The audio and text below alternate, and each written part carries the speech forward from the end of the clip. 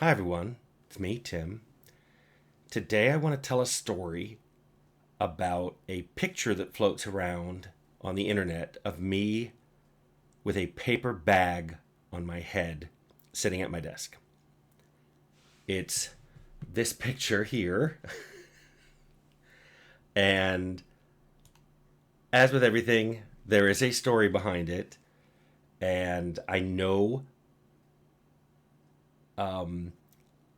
people say they like hearing my stories. So this will test that. And also, I'm directly answering or replying to LRINFI,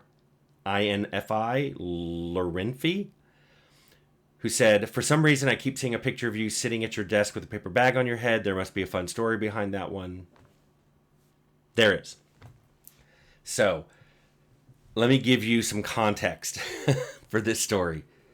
I've said, and you can watch the other Fallout videos, this was during Fallout. Towards the end, this was probably sometime in early 97.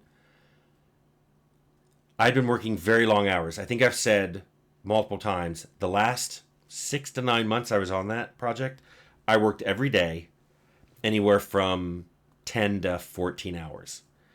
So this was a weekday because I know other people were there. Weekends were quieter, not empty. I don't think I was ever at Interplay all by myself. And I've been there at like 3 or 4 in the morning. There were always people there. Not always working. I mean, there were many conference rooms, many board games going on, movie nights, tons of things going on. But on this particular day, I remembered that there was some code that had to be put in by the end of the day, code I was responsible for. And I'd come in early to start on it because I knew it would take me a few hours. I had so many interruptions that morning. It was insane. It was like everybody was interrupting me. People were coming by from QA, scripters, designers, other programmers, artists. It was like, I think I may have talked to almost everybody on the team that day, and they were coming by. And I've talked to you about how when I code, whenever I get interrupted, I'd go ZZZ and then talk to the person and then go back and try to pick up. But I'd leave the ZZZ in there. I probably had 15 ZZZ comments in my code before lunch. Like I said, it was an insane morning. I even tried shutting my door. People would knock and just come in. They wouldn't even wait for me to say come in. They would just come in. It was faster for me to leave the door open and let them see I was busy. And sometimes I'd see a head pop in and then go away again. For lunch, I think someone was running to Burger King. I don't remember going, but I remember getting Burger King. And I ate at my desk, Whopper fries, Coke. And after I ate, I took the Burger King bag, and I don't think you can see it in the picture. It's such a blurry photo. I put the bag on my head with the king part facing out. And I had sent out an email basically to the team saying, look, I really need to finish this code. Don't interrupt me unless it's super important. And if you do, you have to refer to me as Your Highness. And I went back to coding. I think I coded for about an hour. And then I heard, and I looked up, and Jesse Reynolds was at my door. Jesse Reynolds was one of the programmers on on Fallout. Super nice guy. Super young. He showed up. This is his first job. He showed up in a 3-piece suit for his interview. Super nice. Anyway, he's standing at the door looking at me. And I was like, yes. And he goes, well, and I went, he restarted. Your Highness, I found the crash bug in today's build. I traced it into code you checked in last night. And I was like, we are embarrassed. He said, don't worry, Your Highness. I've already fixed it and checked in the fix. And I was like, we thank you. And he was just like, with the most sarcastic face, he just went, ugh, and turned and left. That's kind of the whole story around that bag. But I love this picture because it just shows so much about that time. I kind of wanted to walk through it.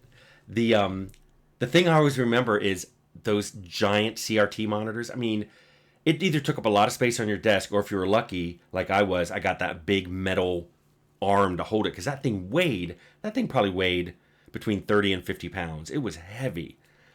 I remember thinking even back then, this can't last. This can't go on. We can't get bigger monitors like this. And sure enough, LCDs came out within a couple years and everybody got those.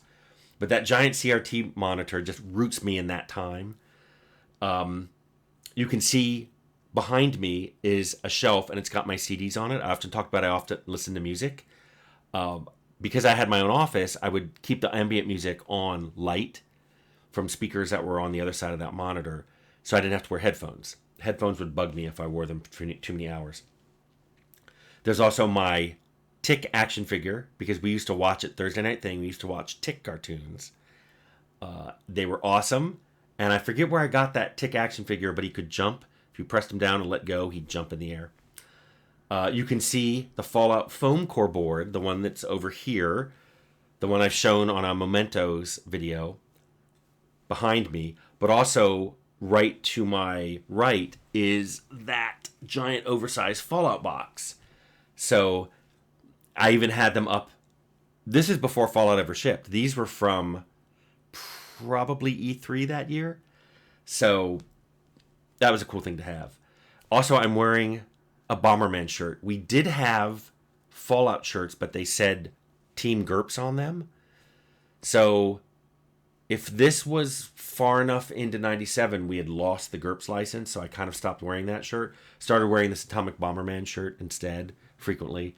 And then we got Fallout shirts made up that didn't say GURPS on them. But I thought this was funny. The thing about every time I look at this... Oh, and there's a little bottle down there with a sombrero on it. I think that's tequila. I told myself I was going to do a shot, just basically drink that bottle, when we shipped. The shipping process is so drawn out because we submitted a build and then it got rejected and we submitted another build and then we had a horrible bug that we spent 2 weeks looking for. We submitted another build, that got rejected. We submitted a build and we finally went out. I don't think I ever drank that. So I don't think I ever followed through on that. But the thing in this picture that I wish I could read is on the whiteboard. There's a cork board behind me. That big list is extensions. I don't remember what some of the other things are, but on the whiteboard, it's my to-do list where I'd write things. I think I mentioned that I would often make a to-do list of simple things to do. So when I'd get in the morning, I would look at that list and I'd start on those simple things. And then when I got in the zone, I'd start on more complicated things that I kept a to-do list on my computer. I wish I could read that. It's too fuzzy. I can read the to-do, but I can't read what the to-do thing is underneath it. Wish I could. Anyway, that is the story about why I'm wearing a bag on my head. And yes, you can draw the conclusion that by this time in development, I had gone completely insane. So, anyway, hope you like that story.